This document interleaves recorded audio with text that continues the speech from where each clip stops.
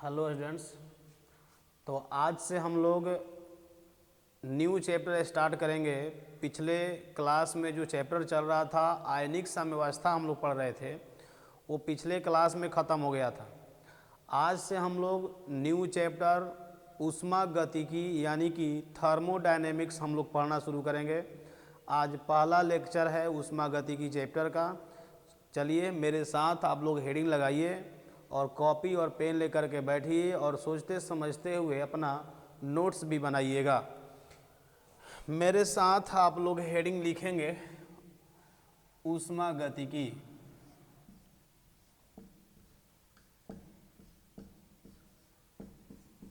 ऊष्मागतिकी जिसको हम इंग्लिश में थर्मोडायनेमिक्स बोलते हैं। सबसे पहले ऊष्मागतिकी होता क्या है इसके बारे में हम समझेंगे। देखो, इसमें आपको बताएंगे कि रसायन शास्त्र का वैसा शाखा जिसमें रासायनिक अभिक्रिया में होने वाले ऊर्जा परिवर्तन के बारे में अध्ययन किया जाता है, उसे हम ऊष्मागतिकी बोलते हैं। जैसे देखो, कोई अभिक्रिया, किसी अभिक्रिया में ऊर्जा परिवर्तन, जैसे देखो कोई अभिक्रिया होता है जिसको कराने के लिए ऊर्जा देना पड़ता है। ऊर्जा मतलब हीट, तापमान, ऊष्मा, ठीक है। तो कोई अभिक्रिया कराने के लिए ऊष्मा देना पड़ता है और कोई अभिक्रिया जब होता है तो उसमें ऊष्मा निकलता है। मतलब कि कोई अभिक्रिया ऊष्मा छेपी होता है और कोई अभिक्रिया ऊष्मा शोषी होता है, ठीक है। तो वहीं हम इस रसायन शास्त्र के ब्रांच में, जिसमें हम ऊर्जा के बारे में हम पढ़ेंगे, उस शाखा का नाम है ऊष्मागतिकी, ठीक है। चलिए, इतना आप लोग समझ गए होंगे। अब इसको हम लिख लेंगे। लिखिए, तो बोलकर लिखवाएंगे। रसायन शास्त्र की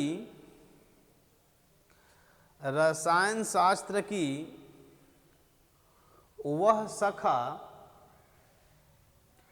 रसायन शास्त्र की वह शाखा जिसमें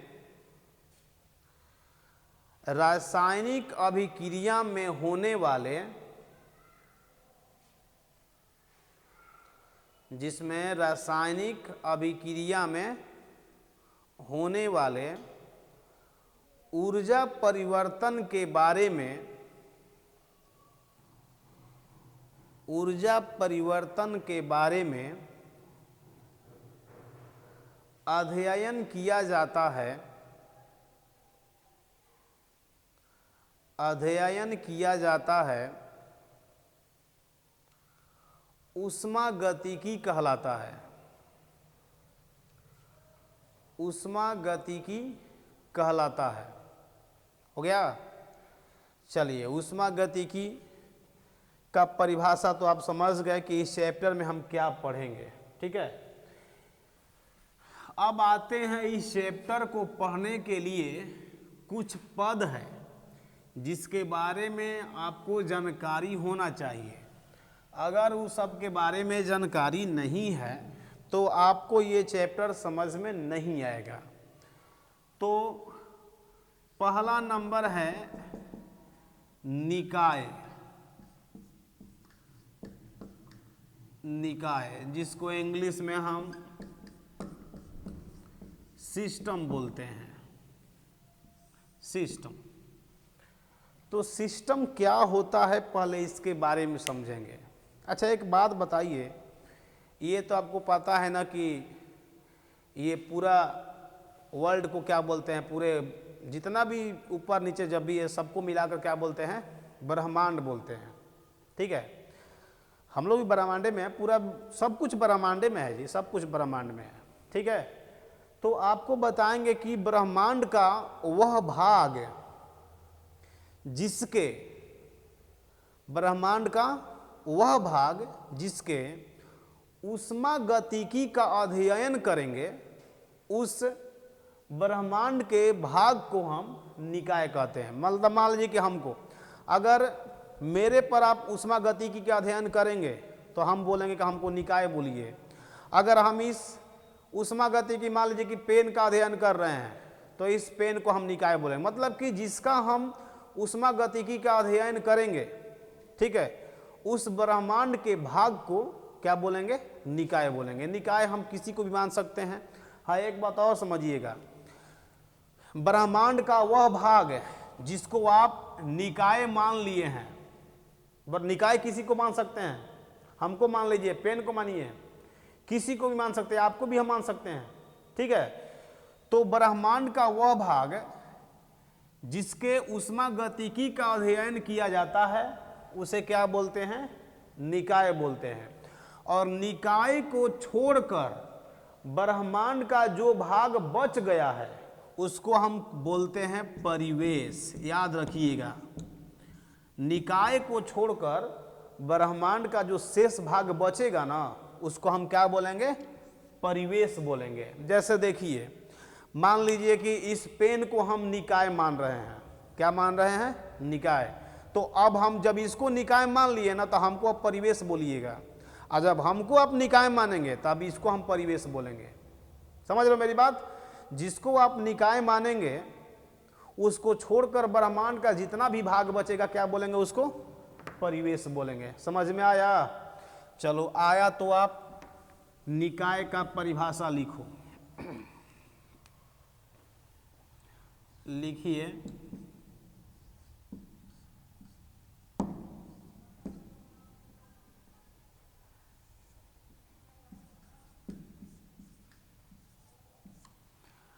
ब्रह्मांड का वह भाग,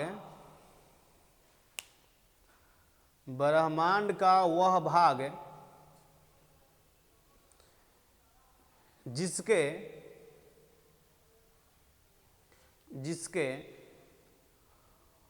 ऊष्मा गतिकी के बारे में,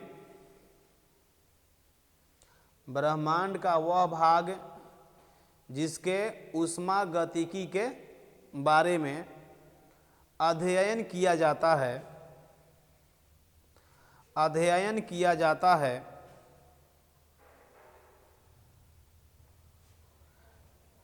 निकाय कहलाता है। निकाय कहलाता है।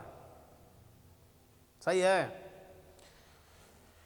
कुछ लोग निकाय का दूसरा परिभाषा भी बोलते हैं। दूसरा परिभाषा सुन लो क्या है। दूसरा परिभाषा, ये तो आपको समझ में आ गया कि सब कुछ ब्रह्मांड में है। तो दूसरा परिभाषा है कि ब्रह्मांड का वह भाग, ब्रह्मांड का वह भाग जो वास्तविक या काल्पनिक परिसीमा के द्वारा घिरा हो, परिसीमा के द्वारा घिरा हो। जैसे ये ब्रह्मांड है तो हम मान लो एक परिसीमा के द्वारा, एक बाउंड्री के द्वारा हम इसको ऐसे घेर दिए, ऐसे, ठीक है।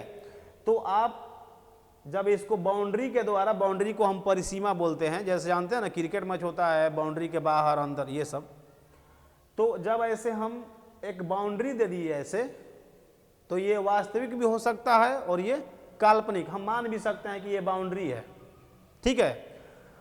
तो ब्रह्मांड का वह भाग जो वास्तविक या काल्पनिक परिसीमा के द्वारा घिरा हो उसे भी हम क्या बोलते हैं? निकाय बोलते हैं। अब इसको हम जब ऐसे घेर दिए ना तो हम इसको निकाय मान लिए। समझ लो मेरी बात ना? यही बात आपको लिखवाएंगे परिभाषा नंबर दूसरा में। लिखिए, तो या करके लिखिएगा, ब्रह्मांड का वह भाग, ब्रह्मांड का वह भाग जो वास्तविक या काल्पनिक, जो वास्तविक या काल्पनिक परिसीमा के द्वारा घिरा हो, परिसीमा के द्वारा घिरा हो, निकाय कहलाता है। निकाय कहलाता है। हो गया। चलो ये तो आप समझ गए निकाय क्या होता है। अब निकाय के बाद अगला जो महत्वपूर्ण मेरा पद है वह है परिवेश। परिवेश जिसको हम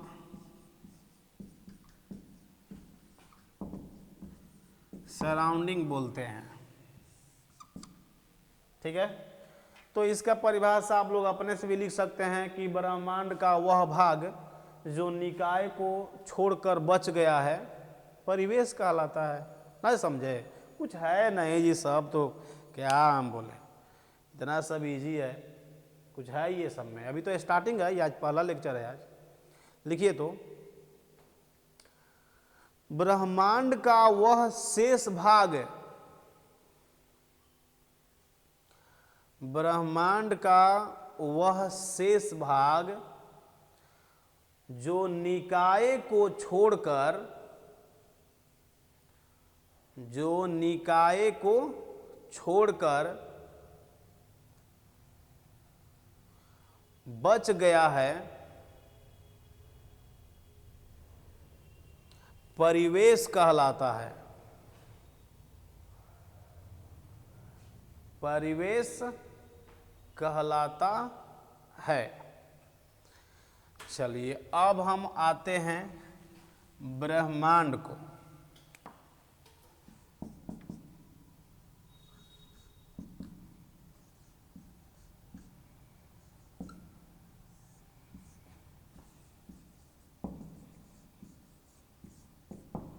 यूनिवर्स। तो ब्रह्मांड आप लोग जानते हैं ना, ब्रह्मांड बताओ तो। कोई पूछेगा कि ब्रह्मांड किससे मिलकर बनता है, तो आप कह दीजिएगा निकाय और परिवेश दोनों को मिलाएंगे तो ब्रह्मांड मिलेगा। क्यों? अरे नहीं समझे? ब्रह्मांड का वह भाग जो निकाय को छोड़कर बच गया उसको परिवेश, और निकाय को जोड़ देंगे तो दोनों को नहीं बोलेंगे कि दोनों को जोड़ देंगे तब ब्रह्मांड बनता है। बस वहीं आपको तो बोलेंगे, यहाँ लिखवाएंगे कि निकाय और परिवेश को संयुक्त रूप से ब्रह्मांड कहते हैं। लिखिए तो यहाँ पर, अभी पहला है, बहुत इजी है, आज इसे ठीक से पढ़िएगा तब भेजा में घुसेगा सारा चैप्टर। बहुत ही मतलब लॉन्ग चैप्टर है, काफ़ी टाइम लगेगा। तो आप लोग अगर पढ़ेंगे तब ना, आज से कंटिन्यू करिए एकदम, जो भी पढ़ाएंगे पढ़ करके कॉपी सब फिट कर लीजिएगा, नोट्स बना लीजिएगा, तभी बहुत आसान लगेगा। देखो, निकाय एवं परिवेश को, निकाय एवं परिवेश को संयुक्त रूप से, निकाय एवं परिवेश को संयुक्त रूप से ब्रह्मांड कहते हैं। ब्रह्मांड कहते हैं। कहने का मतलब है कि आप ऐसे लिख सकते हैं, ब्रह्मांड इक्वल टू निकाय प्लस परिवेश, ये ठीक है। चलो इसको लिखो जल्दी से, हो गया। अब आते हैं परिसीमा। आपको पता है कि निकाय और परिवेश एक दूसरे के द्वारा, परिसीमा के द्वारा अलग होते हैं, एक बाउंड्री के द्वारा। जैसे आपको बोले हैं कि निकाय, तो निकाय ऐसे एक बाउंड्री बना दीजिए, तो इस बाउंड्री के इधर जो है उसको परिवेश बोलेंगे, या इसको क्या बोलेंगे? निकाय बोलेंगे, ठीक है। तो बहुत ही इजी है। अब आते हैं परिसीमा। बाउंड्री क्या होता है? आप लोग परिसीमा का परिभाषा लिख सकते हैं।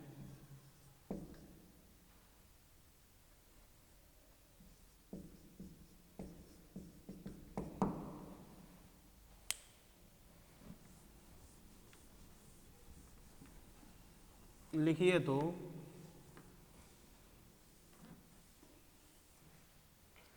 निकाय और परिवेश, परिसीमा का परिभाषा है निकाय एवं परिवेश जिस भाग के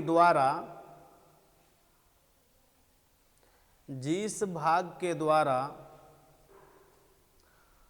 अलग होते हैं, जिस भाग के द्वारा अलग होते हैं परिसीमा कहलाता है, परिसीमा कहलाता है। जैसे देखो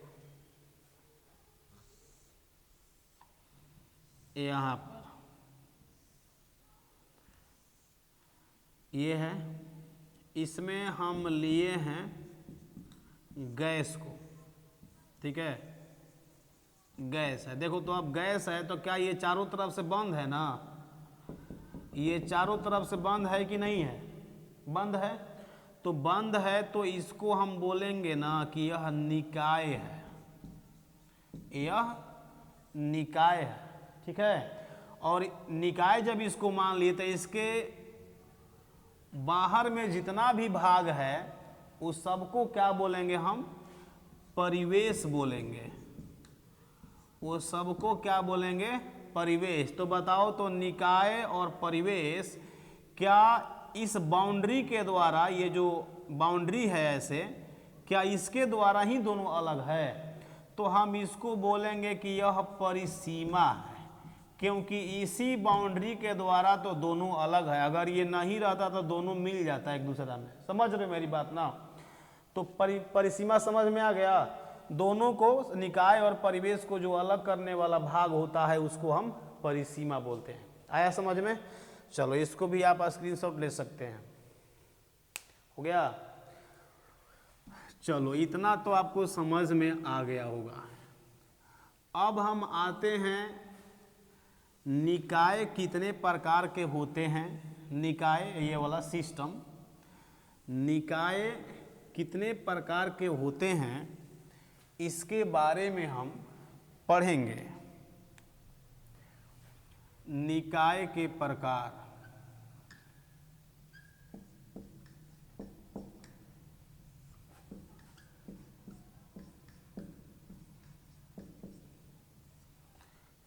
टाइप्स ऑफ सिस्टम,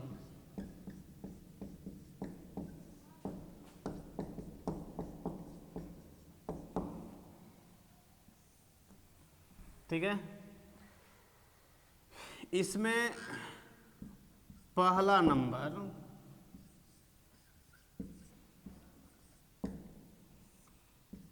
खुला निकाय, जिसको हम ओपन सिस्टम बोलते हैं।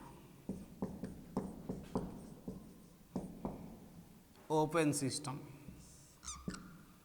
खुला निकाय को देखो, ये चारों तरफ से खुला है। जैसे इसमें बताएंगे आपको कि वैसा निकाय जिसमें ऊर्जा और द्रव्यमान दोनों का परिवर्तन होता है, दोनों का विनिमय होता है, तो उसे हम बोलते हैं खुला निकाय। जैसे आप लोग को हम उदाहरण ले सकते हैं या मेरे को लीजिए, तो हम अगर खाना खाते हैं तो अपना ऊर्जा को भी बढ़ा सकते हैं, ऊर्जा को भी बढ़ाएंगे और अपना द्रव्यमान को भी बढ़ा सकते हैं। मतलब ज़्यादा खाना खाएंगे, कुछ काम नहीं करेंगे तो मेरा वेट भारी हो जाएगा।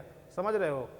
तो वैसा निकाय जो जिसमें ऊर्जा और द्रव्यमान दोनों का विनिमय होता है, दोनों का आदान प्रदान, दोनों परिवर्तित हो सकता है, उसे हम क्या बोलते हैं? खुला निकाय बोलेंगे। ठीक है, तो जल्दी से आप खुला निकाय का परिभाषा लिखिए। बोले, लिखिए तो वैसा निकाय, वैसा निकाय जिसमें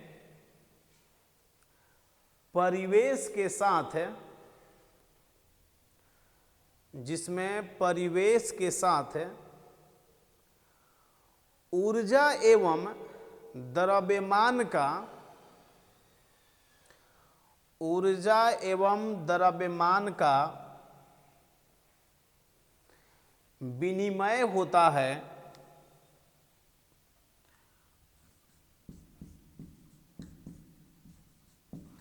ऊर्जा एवं द्रव्यमान का विनिमय होता है, खुला निकाय कहलाता है।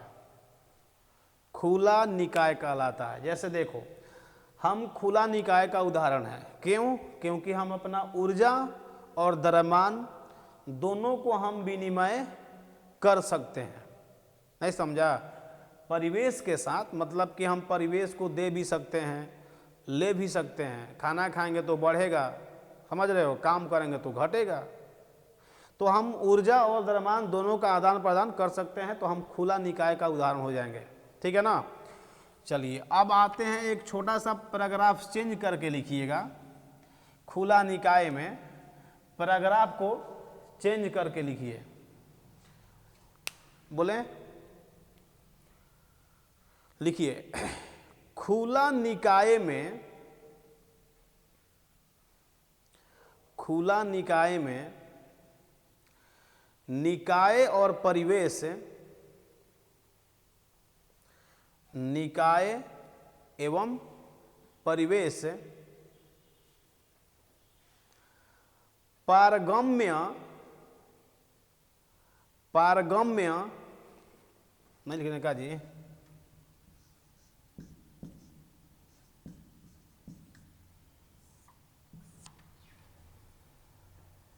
पारगम्य झिल्ली के द्वारा, पारगम्य झिल्ली के द्वारा अलग रहते हैं, अलग रहते हैं। पारगम्य झिल्ली, पारगम्य झिल्ली के द्वारा इसमें निकाय और परिवेश एक दूसरे से अलग होता है। जैसे मान लीजिए कि मेरा मुंह बंद कर दीजिए। जब मेरा मुंह बंद कर दीजिएगा ऐसे, तब बताइए तो हम अपना द्रव्यमान और ऊर्जा बढ़ा घटा सकते हैं? नहीं। अब खाना नहीं खाएंगे तो कहाँ से बढ़ेगा? यहीं तो एक जगह है जहाँ से हम अपने ऊर्जा को बढ़ा सकते हैं, द्रव्यमान को बढ़ा सकते हैं। तो वहीं कह रहा है कि इसमें निकाय और परिवेश एक दूसरा से, पारगम्य झिल्ली, पारगम्य समझते हैं ना? हाँ, जानते होंगे। पारगम्य झिल्ली के द्वारा एक दूसरे से अलग रहता है, इसीलिए द्रव्यमान और ऊर्जा का परिवर्तन इसमें होता है। चलो यहाँ तक तो आप समझ गए होंगे। अब आते हैं हम बंद निकाय में। दूसरा नंबर, बंद निकाय, क्लोज सिस्टम।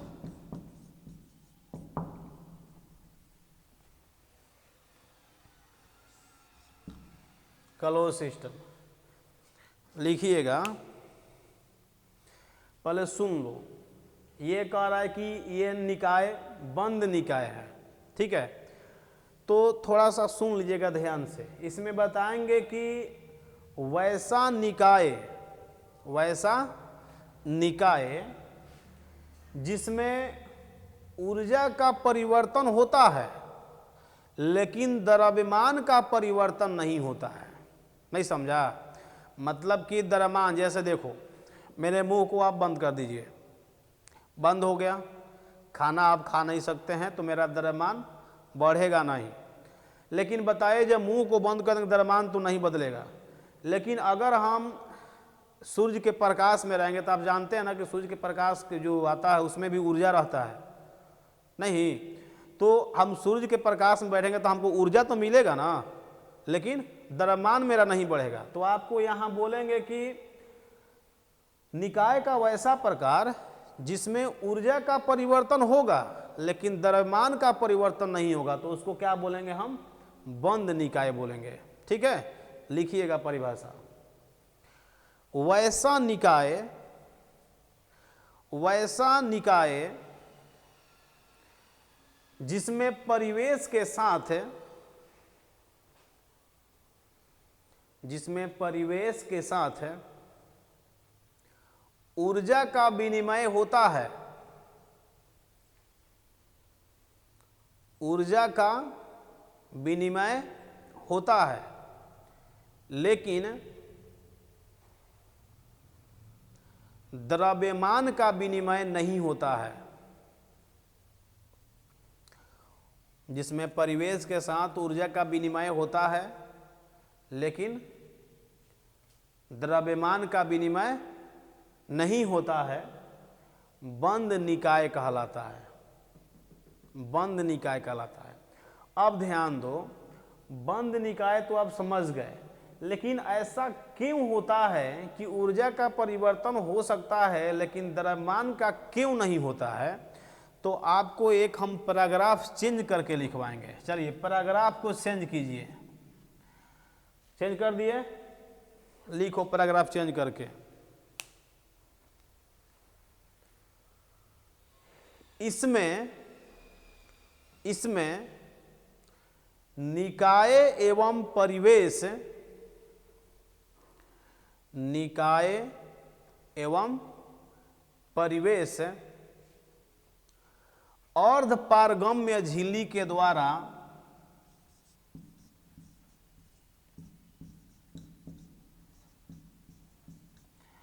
अर्ध पारगम्य झिल्ली के द्वारा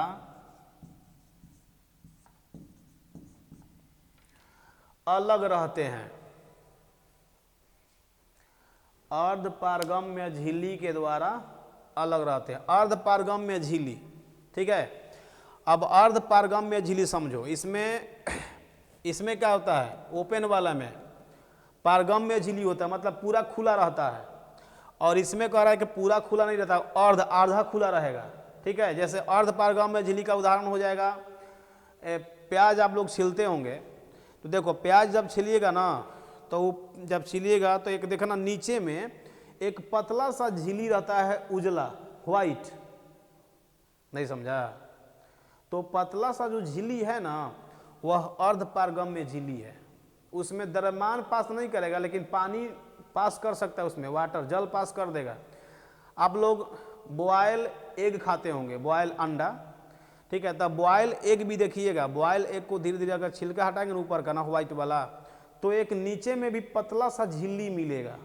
तो पतला जो झिल्ली है वह अर्ध पारगम्य झिल्ली है, ठीक है। उसमें केवल जल पास हो सकता है। तो जल हम पानी पिएंगे तो हमको ऊर्जा मिलेगा, लेकिन द्रव्यमान मेरा नहीं मिलेगा। पानी पीने से द्रव्यमान बढ़ेगा, मोटा जाएंगे क्या पानी पीने, तो वही आदमी पानी पीता, नहीं समझा? तो यही बात नहीं, मान लीजिए कहीं से थकान आपका हो गया है, थकान हो गया, आप थक करके बैठ गए हैं, तो आपको आता है ना पानी चाहिए, पानी चाहिए, तो पानी पीते तो क्या होता है, आपको ऊर्जा मिल जाता है। तो पानी पीने से ऊर्जा मिलेगा, लेकिन आपका द्रव्यमान नहीं बढ़ेगा। तो अर्ध पारगम्य झिल्ली क्या है? वैसा झिल्ली जिसमें से जल पास कर सकता है, लेकिन और दूसरा कोई कण पास नहीं करेगा, उसको हम अर्ध पारगम्य झिल्ली बोलते हैं। इसका उदाहरण हो जाएगा प्याज का छिलका हो जाएगा, जो ऊपर का व्हाइट होता है, या फिर अंडे में का जो उजला सफ़ेद झिल्ली होता है, वो भी इसका उदाहरण हो जाएगा। समझ रहे हैं ना? चलो इतना तो आपको समझ में आ गया होगा। अब अंतिम नंबर है, अंतिम नंबर है नंबर तीसरा,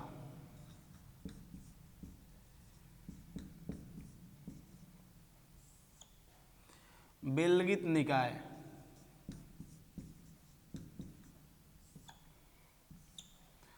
इसको हम बोलते हैं आइसोलेटेड सिस्टम, आइसोलेटेड सिस्टम, ठीक है। इसमें बोलेंगे कि निकाय का वैसा प्रकार जिसमें ऊर्जा और द्रव्यमान दोनों में से किसी का भी परिवर्तन नहीं होगा, न तो ऊर्जा का परिवर्तन होगा और न ही द्रव्यमान का, दोनों में से किसी का परिवर्तन नहीं होगा। लिखिए तो, बोलें, निकाय का वैसा प्रकार, निकाय का वैसा प्रकार जिसमें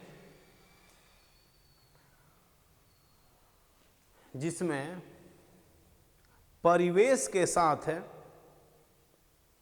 जिसमें परिवेश के साथ ऊर्जा एवं द्रव्यमान, जिसमें परिवेश के साथ ऊर्जा एवं द्रव्यमान दोनों में किसी का परिवर्तन दोनों में किसी का परिवर्तन नहीं होता